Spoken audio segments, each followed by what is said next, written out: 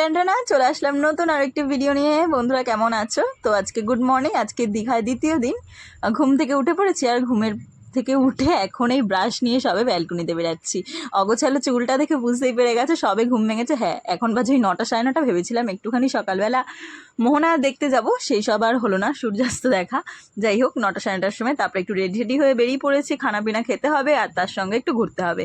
Ready হয়ে গেছিলাম আর হয়ে এখন যাচ্ছি হলো গিয়ে তালসারি, ওশিয়ানা, উদয়পুর বিচ এগুলো দেখবো বলে। ওশিয়ানাটা পার করে এসছি, এখন যাচ্ছি উদয়পুর বিচের দিকে, আর তারপর যাব তালসারি। তালসারির দিকে নাকি এখন জল জমে আছে, নৌকায় করে পার করতে এক একজনে 100 টাকা করে নিচ্ছে, এখানেই শুনলাম। তারপরেও যাচ্ছি, যাই হোক কোনো একটা আশায়। জানি গিয়ে কোনো কাজ হবে না, কারণ 100 টাকা করে পার হবো না, অত টাকা নেই বাবা, সত্যি কথা বলতে। 100 টাকা করে এক একজন, ওখান থেকে ওইটুখানি যাবো। বালি থেকে হেঁটেই চলে যাওয়া যায়, তাই না? একটু ভিজে যাবো, তাতে কি যায় এসে। যাই হোক, এখন তো সাদা প্যান্ট পরা ছিলাম, নামবো না। আর এই দেখুন, ওশিয়ানা ওইসব ঘুরে আসার পরে যখন বাড়ি ফিরছিলাম, দেখি ওখানে বাইকে করে সবাই ঘুরছে। 150 টাকা না 100 টাকা করে নিচ্ছে আধা ঘন্টা মতো ঘোরার জন্য। তারপর আমিও এই যে একটু ফর্মা মেরে ওপরেই একটু বাইক চালাচ্ছিলাম, নিচে আর বাইক নিয়ে আমরা নামবো না।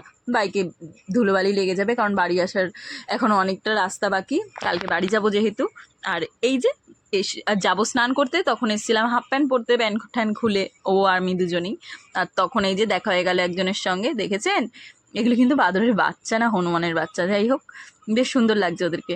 চলুন, স্নান টান করে চলে এসেছি। আর বিকেলে তারপর আবার বেরিয়েছিলাম ওই 4টের দিকে।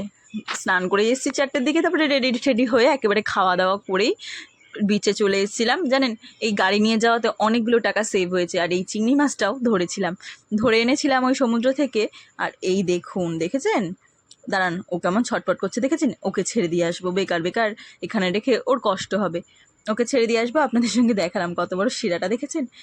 আর এখানে যা গাড়ি ভাড়ার কথাটা যেটা বলছিলাম, প্রচুর গাড়ি ভাড়া এখানে। 150 টাকা 200 টাকা শুধু ওর নিউ দীঘা থেকে ওল্ড দীঘা আসতে লাগছে, ওল্ড দীঘা থেকে ওশিয়ানা যেতে লাগছে, এরকম 200-300 টাকা করে। যাই হোক, গাড়ি নিয়ে এসেছিলাম বলে অনেকটা সেভ হয়েছিল। আর 6টার সময় চলে এসেছিলাম এই যে ঢেউসাগরে এত লাইন। 6টা এখন সামথিং 6টা 16 বাজে, 16 মিনিটের মধ্যে এত লাইন। এখন আমরা 13-14 মিনিট হয়ে গেছে লাইনে দাঁড়িয়ে আছি, দেখা যাক কতক্ষণে টিকিট পাওয়া যায়।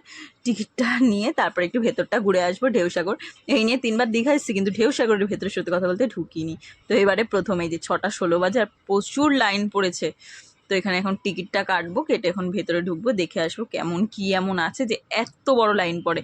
আর দাঁড়ান, ওই যে বললাম লাইট ভার্সন হয়েছিল দীঘার, এই পুরীর লাইট ভার্সন জগন্নাথ ধাম, সেটাও আপনাদের সঙ্গে শেয়ার করলাম। লাইটিং অবস্থায় কেমন দেখতে লাগছে।